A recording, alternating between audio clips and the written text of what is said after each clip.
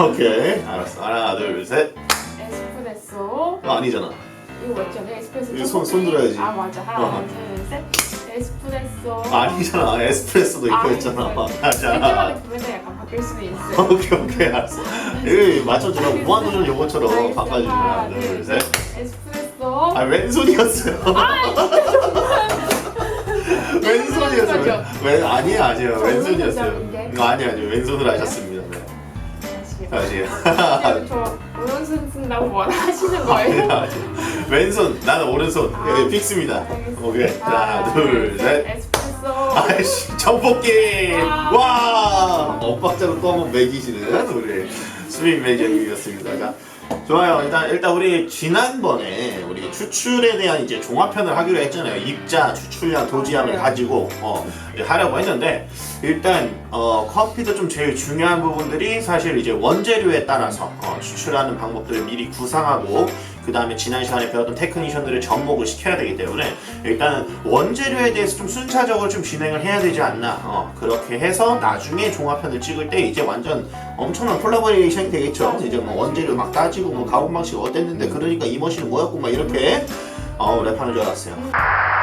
좋습니다. 자 그렇게 해서 일단 오늘 같은 경우는 생두의 이제 품종에 대해서 이제 알아보도록 할 거고 생두의 품종은 대략 몇 가지가 있죠? 4가지요. 좋습니다. 4가지 한번 브리핑 부탁드리겠습니다. 맞나요? 네. 우선 대표적으로 카페에서 흔히 볼 수 있는 아라비카가 있고 아라비카, 그리고 로부스타라고 해야 돼요. 카네포라고 해야 돼요. 로부스타로 먼저 설명해 주셔도 될 것 같아요. 그리고 인스턴트 커피에서 흔히 사용하는 로부스타 품종이 있고 네. 그리고 판매나 식용 목적이 아닌 연구 목적으로 많이 쓰이는 엑셀소랑 리베리카라는 품종까지 해서 총 4가지가 있어요. 맞습니다. 이제 말씀해 주신 것 중에서 이제 엑셀사랑 리베리카 같은 경우는 지금은 이제 뭐 판매되는 커피들은 아니다. 이렇게 기억해 주시면 좋을 것 같고요.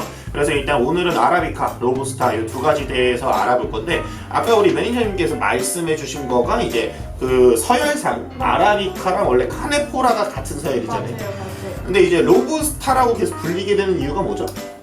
그 카네포라 종에서 가장 많이 사용하는 품종이 로부스타이기 때문에 거의 네네. 대부분 한 퍼센트 정도 받을게요. 네, 아니요, 뭐 그렇게까지는 안 해도 됩니다. 네. 일단 뭐 이렇게 이해를 해주시면 좋을 것 같아요. 우리 뭐 스탬플러인데 보통 호치캐스라고 하잖아요. 맞아요. 그렇죠. 그 호치캐스는 원래 이제 회사 이름이잖아요. 맞아요. 그런 것처럼 일단 어쨌든 원래 이름이 있지만 원래 그 상위 계열의 이름이 있지만 일단 로부스타라는 품종을 더 많이 써서 그래서 로부스타라는 품종들로 얘기를 한다. 이렇게 이해를 해주시면 좋을 것 같습니다. 자 그렇게 해서 일단 우리 아라비카 로부스타 요거 하기 앞서서 우리 항상 생두하면 빠질 수 없는 게 있죠. 역사가 있습니다. 역사. 우리 생두의 역사는 어떻게 뭐 기원이 뭐 되게 많잖아요. 맞아요. 그렇죠. 그 중에 대표적인 거 있잖아요. 그 양치기. 가장 귀여운 거요. 네네 귀여운 거 그거 한 번만 해주세요. 양치기 이름이 카이리시인가? 아 네 맞습니다. 그 카이리시가 양들을 데리고 양치기를 하고 있었는데 양들이 갑자기 춤을 추기 시작하는 거예요. 아 그렇죠. 그 커피 열매를 먹고 맞아요. 네, 흥분이 나서 막 난리가 났었는데. 맞아요. 이런 공부는 하지 마세요, 여러분. 저희도 이제 강사다 보니까 또는 이제 뭐 여러 자격증들을 취득할 때 공부를 해보기는 했지만 일단 커피 생두를 공부를 하는데 역사 공부를 하시는 거는 좀 나중에 하시는 걸 좀 권장드립니다. 물론 이제 우리가 당연히 자기가 전문직으로 갖고 있는 기술직에 대한 갖고 있는 역사에 대해서 알고 있는 거는 당연히 이제 좋은 부분일 수는 있지만 하나 아쉬운 거는 커피를 처음 공부하는데 역사부터 공부를 했다. 그러면은 이제 다른 직업도 그러려나? 변호사를 하는데 변호사의 시초부터 공부하거나 그러네요. 뭐 의사에도 있기는 막- 있겠지 파트가 있기는 있겠죠. 의사의 시초 이런 거. 뿌리를 알아야 된다 하면서 근데 안타까운 부분들은 그 공부를 이제 한마디로 커피 역사 공부를 하셨다라고 했었을 때 여러분들은 이제 뭐 농부가 될 수 있는 것도 아니고요. 일단 기본적으로 에스프레소 추출과는 전혀 쓸데없는 내용이다. 이렇게 좀 이해를 해주시면 좋을 것 같습니다. 그냥 솔직하게 그냥 제 주관적으로 말을 하면요. 그냥 커피를 시작했는데 뭔가 공부를 해야 되는 책을 폈다. 근데 커피 역사가 막 블라블라 막 써있다. 헬스를 하든 그 책을 안 읽으시든 그렇게 좀 선택을 하시면 좋을 것 같습니다. 네, 좀 강하게 좀 얘기를 해줘야 될 것 같아요. 네. 그리고 이제 어디 뭐 커피 교육센터에서 뭐 커피 역사에 대해서 뭐 배울 수는 있지만 배우는 것까지는 문제가 되지는 않죠. 근데 이제 몇 날 며칠을 배운다. 막 역사에 대해서 어쩌저쩌고 막 계속 배운다. 그냥 솔직히 저도 여러 학원 다녔거든요. 지금처럼 이제 뭐 커피 업계 뭐 커피 감독관 대표가 되기 이전에 당연히 저도 이제 커피를 배우던 시절이 있었을 거 아니에요. 물론 전 다 배우긴 했지만 여러분들의 돈과 시간을 절약하기 위해서 환불을 추천드립니다.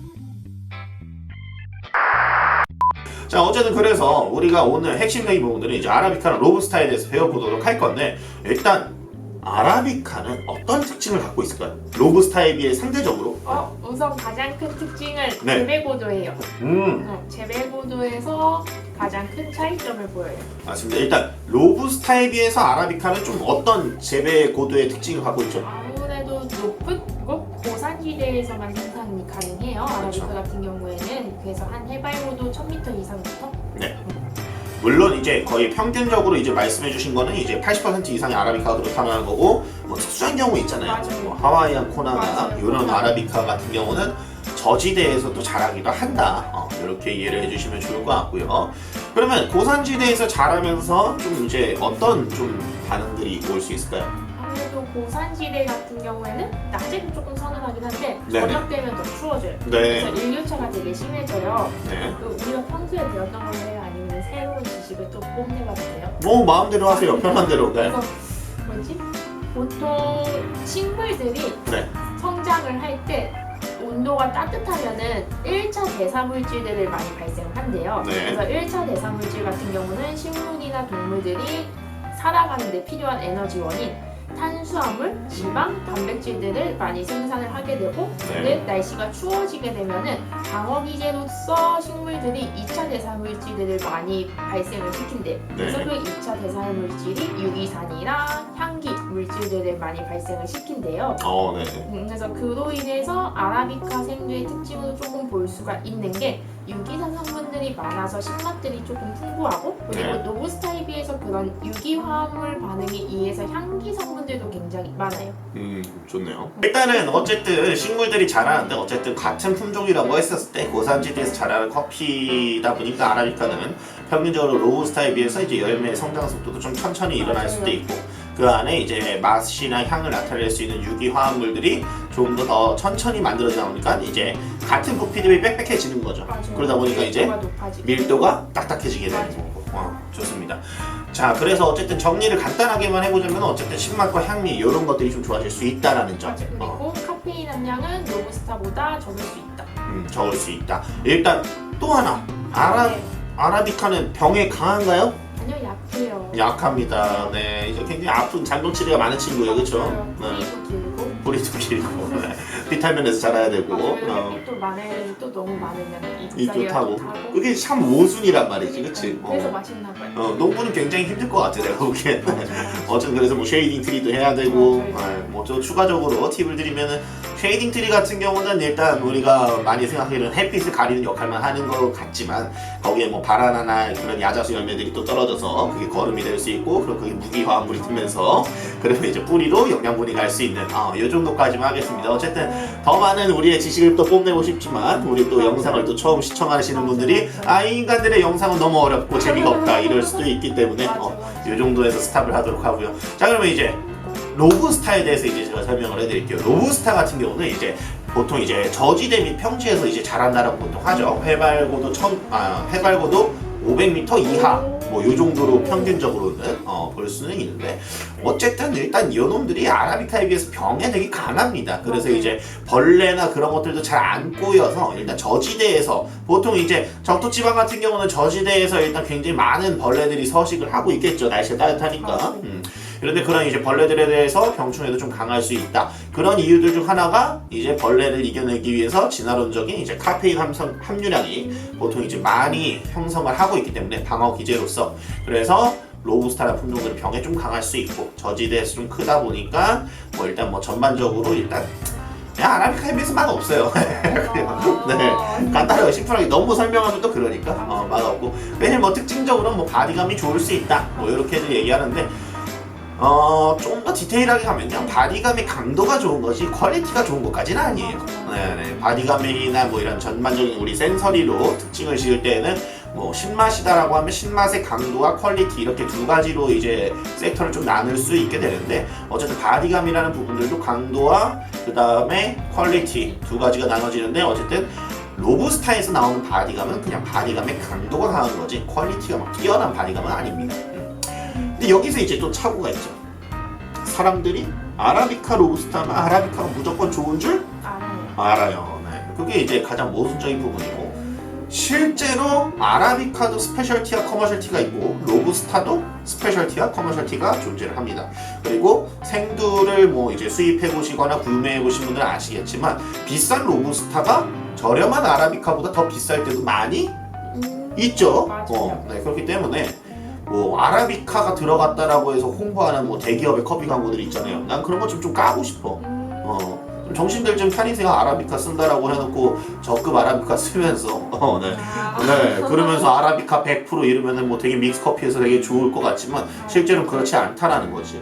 그냥 아라비카는 품종적인 거지. 아라비카 내에서도 이제 뭐 한우처럼 어제 투플러스가 있고 뭐 그냥 하위 등급도 있고 뭐 이런 것들이 존재하는 거기 때문에 여러분들이 그냥 아라비카를 쓰는 매장이라고 해서 뭔가 마케팅적으로 뭔가 뛰어날 것 같다 요렇게 이제 생각을 안 하시면 좋을 것 같습니다. 그렇죠? 이외에도 뭐 아라비카의 뭐 기원이 될 수 있는 뭐 티피카라든지 버번이라든지 뭐 교합되는 교배종들 뭐 가투아이 문도는 뭐 되게 많을 수도 있지만 사실 품종 공부 그렇게 많이 하지는 마세요. 뭐 특징적인 거 빼고. 그냥 맛이 어떤지 아니면 모양이 어떤지 아니면 걔가 산지에서 많이 나오는지 이런 거요? 그렇죠. 걔가 어떤 토양에서 어떤 기후 영향을 받고 어떤 가공 방식을 거치는지에 따라서 오히려 영향이 더 큽니다. 실제로 보통 이제 80% 이상의 커피 농장은 생계가 달려있기 때문에 맛은 어느 정도 하면서 잘 죽지 않는 그리고 수확량이 많은 커피를 키우지 물론 소규모 마이크로란 농장이나 커버 엑설런스 커피를 만들려는 소장농 농장에서는 특수 품종들을 많이 키우기는 하고 특수 가공 방식도 많이 시도를 하죠. 근데 이제 여러분들이 드시는 대개 커피 같은 경우는 보통은 이제 버번 계량종을 많이 써요. 그렇죠? 왜냐면 이제 티피카에 비해서 좀 더 병에도 강하고 뭐 약간의 단맛들이 좀 더 있다 보니까 그렇게 많이 하는데 또 어쨌든 여러분들이 농부할 거 아니잖아요. 그러니까 품종보다는 뭐랄까 그 품종이 자라나는데 기후나 가공 방식에 따른 맛의 차이의 변화 그런 부분들을 더 공부하시는 게 오히려 생두에서 바라봐야 될 관점이겠죠. 맞아요. 좋습니다. 자 일단 오늘 요 정도까지 해서 마무리를 하도록 하고요. 파트 2에서는 우리 뭘 하기로 했죠? 우리 이제 파트 2에서는 산지별로 생두가 어떤 특징들을 가지고 있는지에 대해서 해볼 거예요. 맞습니다. 이제 산지별로 이제 나누어서 뭐 이제 대륙별로도 쪼개지겠죠. 그렇게 해서 이제 뭐 때려적인 특성들 그런 것들 이제 뭐 간단하게 설명을 드릴 거고 그 다음에 파트 3에서는 가장 중요한 가공 방식. 좋습니다. 가공 방식에 대해서 이제 또 알아보도록 할 겁니다. 그런 게 이제 핵심 포인트예요. 일단 오늘 아라비카랑 로부스타는 이 정도에서 마무리를 하도록 하고요. 우리는 파트 2에서 다시 보는 걸로 하겠습니다. 알았어. 안녕.